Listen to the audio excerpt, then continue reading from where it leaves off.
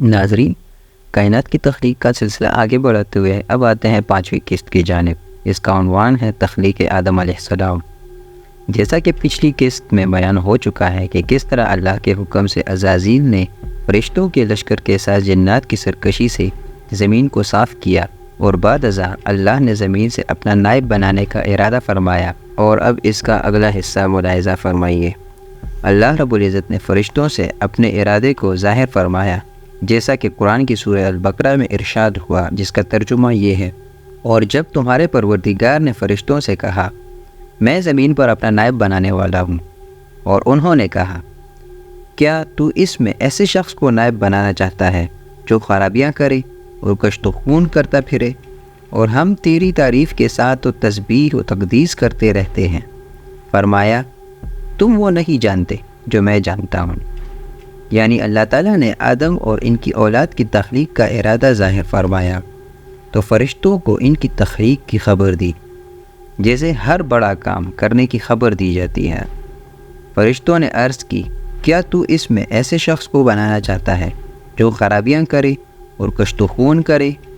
اس بات سے مقصد آدم سے کوئی حسد، بیزاری یا بغض رکھنا نہیں تھا، بلکہ مزید جاننا تھا، اور وہ جنات کی سرکشی اور نافرمانی بھی دیکھ چکے تھے۔ اس لیے برسبیل تذکرہ یہ بات پوچھی کہ مزید بتایا جائے، اور مزید کہا کہ اگر انہیں بھی جنات کی طرح اپنی عبادت کے لیے پیدا کرنا ہے تو وہ ہم ہیں جو ہر وقت تیری عبادت کرتے ہیں بنا اکتائے اور بیزار ہوئے۔ تو اللہ نے فرمایا کہ تم وہ نہیں جانتے جو میں جانتا ہوں۔ اور پھر اللہ تعالیٰ نے حضرت آدم علیہ السلام کو بنانے کے لیے تمام زمین سے مٹی منگوائی اور پتلا تیار کیا، اور اپنے ہاتھوں سے حضرت آدم علیہ السلام کا پتلا بنایا، اور وہ 40 سال تک پڑا رہا۔ مقصد یہ تھا کہ اس پر طرح طرح کے رنج و الم اور ہر طرح کا موسم گزرے گا، تو اس کی تخلیق میں یہ سب برداشت کرنے کا مادہ ڈال دیا گیا۔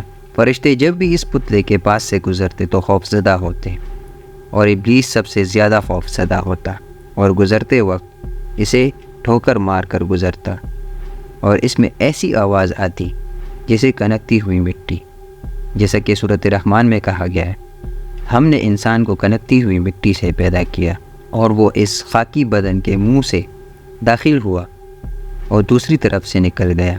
اور بعض روایات میں ہے کہ وہ داخل ہوا لیکن جب سینے تک پہنچا تو گھٹن ہوئی، کہ حضرت آدم علیہ السلام کا پتلا مٹی کا تھا جسے پانی سے گوندا گیا تھا، اور ابلیس ہوا اور آگ کا مرکب تھا۔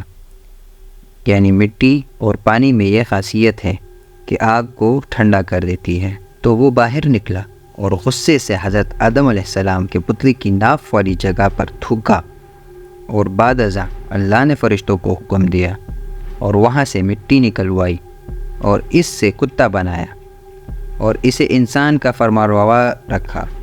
اور بعض جگہ یہ ہے کہ جسم میں داخل ہوا تو دل تک پہنچا، اور دل میں گھسنا چاہا پر نہ جا سکا، کوئی عمل کارگر نہ ہوا۔ تبھی کہا جاتا ہے کہ اللہ کہیں نہیں سما سکتا سوائے مومن کے دل کے، وہ اللہ کے لیے خاص ہے، وہ شیطان بس وسوسہ ڈال سکتا ہے دل میں، واللہ اعلم الصواب۔ جب وہ یعنی ابلیس پتلے میں داخل ہوا اور نکلا تو کہا کہ تجھے کس خاص مقصد کے لیے پیدا کیا گیا ہے، اور فرشتوں سے کہا کہ اس سے نہ ڈرو، تمہارا رب صمد ہے لیکن یہ تو کھوکھلا ہے، اگر اسے میرا فرمان روا رکھا گیا تو میں اسے تباہ کر دوں گا، اور اگر مجھے اس کی فرمان روائی میں رکھا گیا تو میں نہ رہوں گا اور انکار کر دوں گا۔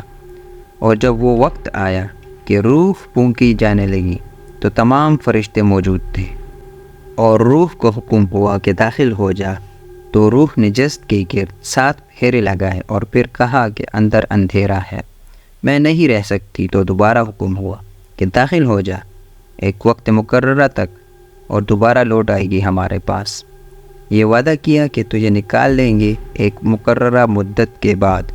تب روح داخل ہوئی، تبھی مومن کی روح دنیا میں بے چین رہتی ہے، اور جب داخل ہوئی ناک کے نتنے سے اور سر تک پہنچی تو حضرت آدم علیہ السلام کو چھینک آئی اور کہا الحمدللہ، اور اللہ نے جواب دیا یرحمک اللہ۔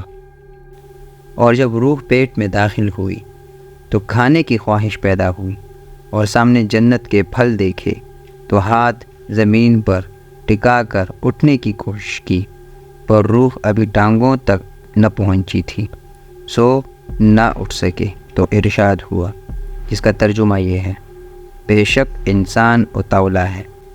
اور پھر اللہ نے آدم کو تمام چیزوں کے نام یاد کروائے اور پھر ان چیزوں کو فرشتوں کے سامنے پیش کیا اور کہا کہ اگر تم سچے ہو کہ جب اللہ نے آدم کی تخلیق کا ارادہ ظاہر کیا تو فرشتوں نے خیال کیا کہ اللہ جو بھی بنائے گا ہمارے پاس اس سے زیادہ علم ہوگا۔ تفسیر حسن بصری رحمۃ اللہ علیہ۔ تو انہوں نے کہا، تیری ذات پاک ہے اور ہمیں تو اتنا ہی علم ہے جتنا تو نے سکھایا۔ پھر آدم علیہ السلام سے کہا تو انہوں نے سنا دیے، اور تب فرمایا، میں نہ کہتا تھا جو بات میں جانتا ہوں تم نہیں جانتے، یعنی دلوں کے راز۔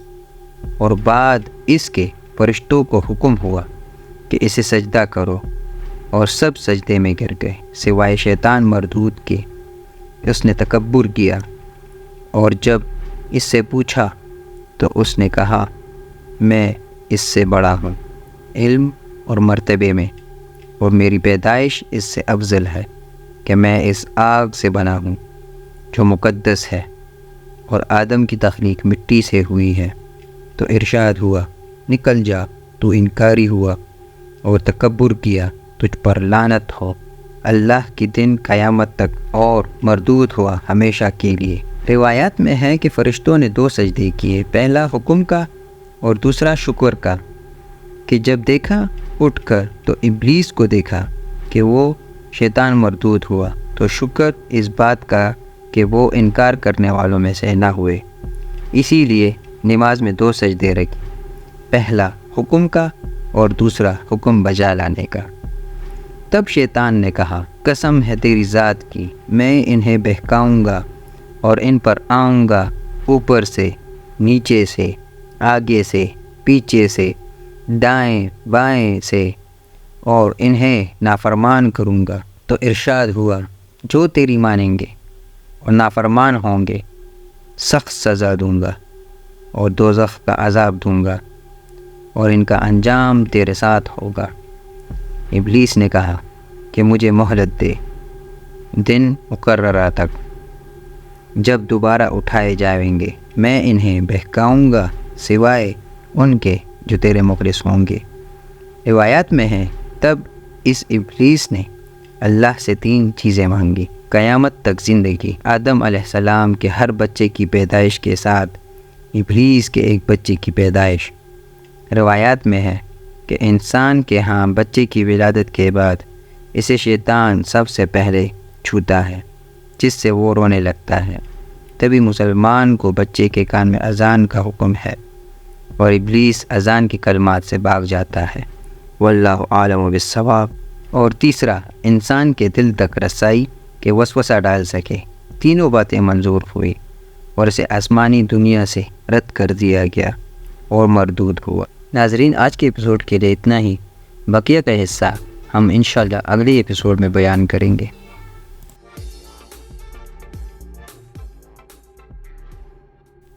اب تک کے لیے اتنا ہی، ملتے ہیں اگلی ویڈیو میں، تب تک کے لیے اجازت دیجیے، اللہ حافظ۔